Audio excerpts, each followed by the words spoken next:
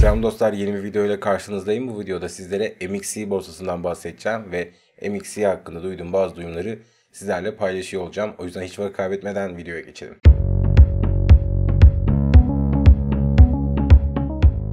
Şimdi dostlar, öncelikle MXC borsasından bahsetmemin en büyük nedenlerinden biri Blue Zealand Launchpad tokenlarının listelemeye başlamış olmaları. Bildiğiniz gibi BSC Pet ile başlayan serüven şu anda MetaV Pet ile devam ediyor. Akabinde NFT Launch ve Ada Pet'in de burada listeleneceğine dair bazı resmi olmayan duyumlar aldım ama ben açıkçası kaynaklarıma güveniyorum. Dolayısıyla bu iki token'ın da yakın tarihte burada listeleneceğini düşünüyorum. Akabinde Blue Zealand'ın diğer Launchpad tokenlarının da burada listelendiğini görebiliriz. Tabi sadece Blue Zealand projeleri değil, IDOS yapılan birçok token'ı burada görebiliyoruz. Dolayısıyla hem game tokenlara hem de IDOS'u gerçekleşmiş yeni tokenlara bu borsa yer veriyor. Bu anlamda da aslında öne çıkıyor. Çünkü kendisi bir major borsa değil. Yani bir Binance, bir Huobi, bir KuCoin gibi major borsalar statüsünde yer almıyor. Ama hem game tokenlar olsun hem böyle listelenen yeni tokenlar olsun bünyesinde yer veriyor. Ve açıkçası bu tokenlar içinde bazı etkinlikler düzenliyor. Bundan da bahsedeceğim. Şimdi dostlar, öncelikle MXC borsasında kaydolmak oldukça kolay. Bir mail adresiniz, telefon numaranız varsa çok rahat bir şekilde kaydolabiliyorsunuz. Herhangi bir kimlik doğrulama zorunluluğu yok. Ama ben yapmanızı tavsiye ederim. Günün birinde hesabınızla alakalı bir problem yaşadığınızda o hesabın size ait olduğunu yalnızca KYC adımını tamamlarsanız başarabilirsiniz. Aksi takdirde hesabınızın kontrollü bir şekilde başkasının eline geçerse hesabın size ait olduğunu kanıtlayamazsınız. Bu yüzden bence KYC adımını yapmakta fayda var. Henüz üye değilseniz açıklamalar kısmında bir link bırakıyorum. Referanslı link. O linkten üye olursanız bana destek olmuş olursunuz. Dilerseniz tabii ki o linki kullanmak zorunda değilsiniz. Hemen sayfanın sağ üst tarafında gördüğünüz gibi kayıt ol butonu var. Oradan kolay bir şekilde platforma kaydolabiliyorsunuz. Peki bizler neden MXC borsasını kullanalım? Yani hali hazırda merkeziyetsiz platformlarda PancakeSwap gibi, KuCoin gibi, işte Uniswap gibi platformlarda satış işlemini gerçekleştirebiliyoruz. Neden MXC borsasına ihtiyacımız var? Bundan biraz bahsedeyim. Arkadaşlar, bildiğiniz gibi yeni tokenların tamamı neredeyse bir deflasyonist yapıya sahip ve sizler satarken belli slipajlar ödemek zorunda kalıyorsunuz. Bu kimi tokenlarda %6 iken kimi tokenlarda %12, %13'lere kadar çıkıyor. Özellikle NFT Launch bildiğiniz gibi %13'lük bir slipaja sahip. Akabinde diğer Blue Zealand projeleri de yüksek slipajlara sahip. Dolayısıyla sizler satın alırken bir problem yaşamıyorsunuz ama satış yaparken bu slipaj bedellerini ödemek zorunda kalıyorsunuz. Dolayısıyla yüksek kayıplar söz konusu oluyor. Ama bir DEX borsasından CEX borsasına, yani merkezi bir borsaya geçerseniz MXC borsası gibi, burada herhangi bir slipaj yok. Sizler satmayı hedeflediğiniz fiyata limit emiri girdikten sonra aşağıda gözüken tutarı otomatikman elde ediyorsunuz. Onu da bilmekte fayda var. Bu da aslında oldukça kolay arkadaşlar. Eğer elinizde bir MetaV Pet ya da BSC Pet varsa bunu aslında bu platforma yatırmak son derece kolay. Bakın sağ üstte cüzdan kısmına gelebilirsiniz. Cüzdanımı tıklıyorsunuz ve burada yatır seçeneği var. Yatır seçeneğini tıkladıktan sonra burada yatırmak istediğiniz token'ı bulmanız gerekiyor. Örneğin bizler BSC Pet yatırmak isteyelim. Bakın bulduk. Üzerini tıkladıktan sonra şu anda sadece Binance Smart Chain ağını destekliyormuş BEP20'yi. İlk defa yatıracağımız için burada adres oluştur butonuna tıklamamız gerekiyor ve akabinde bize bir cüzdan adresi oluşturuyor. Bu saatten sonra ben MetaMask'ımda bulunan BSC Pet'leri Binance Smart Chain ağında bu borsaya gönderebilirim. Halihazırda bakın ben bu borsaya bir MetaV Pet gönderdim. Çünkü yarın bir gün satmak istersem merkeziyetsiz platformda slipaj ödemekten ziyade burada girdiğim emrin gerçekleşmesini bekleyebilirim. Dolayısıyla bu benim için daha opsiyonlu bir seçenek oluyor. Günün sonunda slipaj ödemek istemiyorum ve slipaj ödemeyeceğim platformlardan bir tanesi olarak da MXC borsası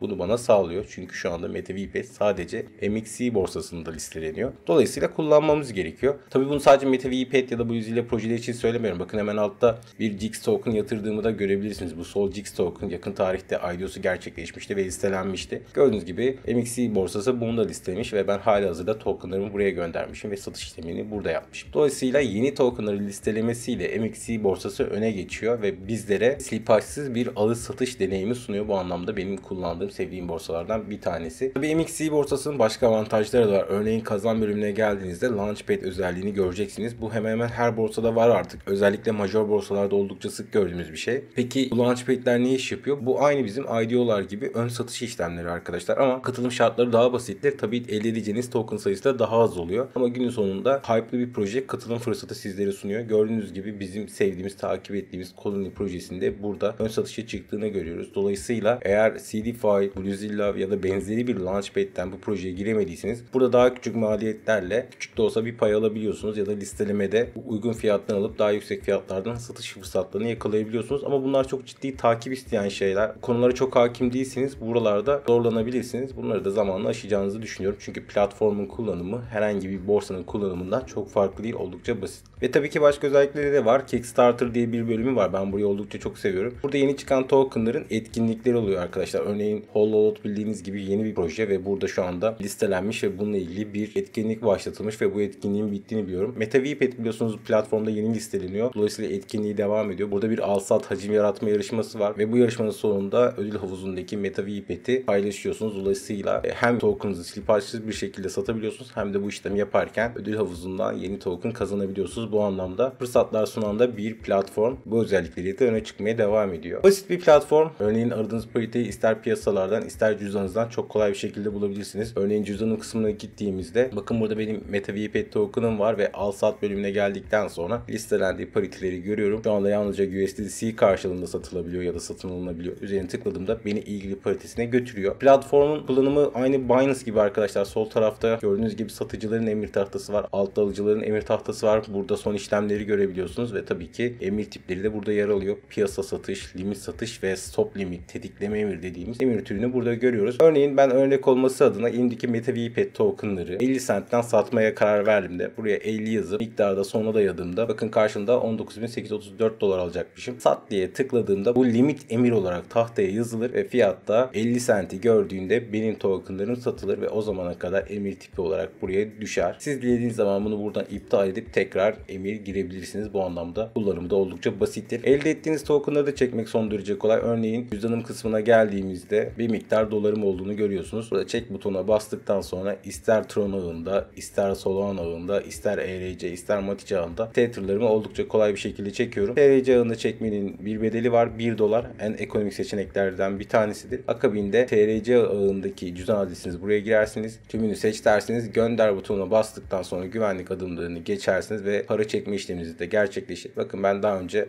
buradan 2 defa para çekme işlemini gerçekleştirmişim. Bu anlamda kullanımı oldukça basit bir borsa olduğunu tekrar söylemekte fayda var. Bahsetmek istediğim özelliklerinden bir tanesi de DeFi arkadaşlar. MX DeFi diye bir bölümü var. Aslında bu bildiğiniz yield farming olayı. Siz buradaki belli tokenları stake ederek ödül havuzunda size belirtilen token'ı kazanabiliyorsunuz. Buradaki borsanın kendi token'ı olan MX token'la fight kazanabileceğiniz gibi yine fight token stake ederek ekstra fight token'lar kazanabiliyorsunuz. Burada yıllık faiz oranları yazmış. Tahmini yıllık bu kadarlık bir token sizlere vereceği burada belirtilmiş. Akabinde zone için var.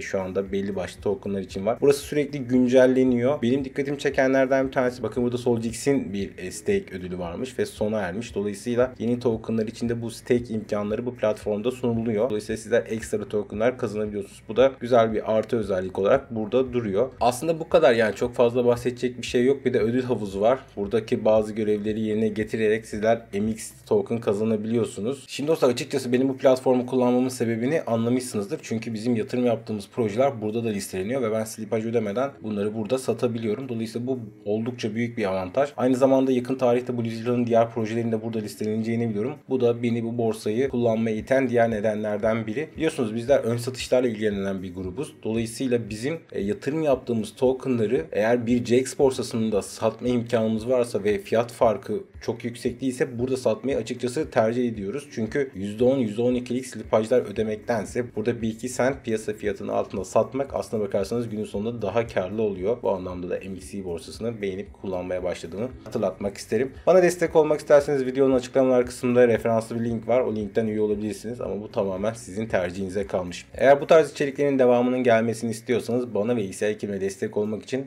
bu kanala abone olabilirsiniz, videoyu beğenebilirsiniz, arkadaşlarınıza paylaşabilirsiniz. Aynı zamanda aklınıza takılan tüm soruları yorumlar kısmından bana yazabilirsiniz. Mümkün mertebe tüm yorumları okuyor ve cevaplamaya çalışıyorum. Bir sonraki videoda görüşmek dileğiyle kendinize iyi bakın, hoşçakalın.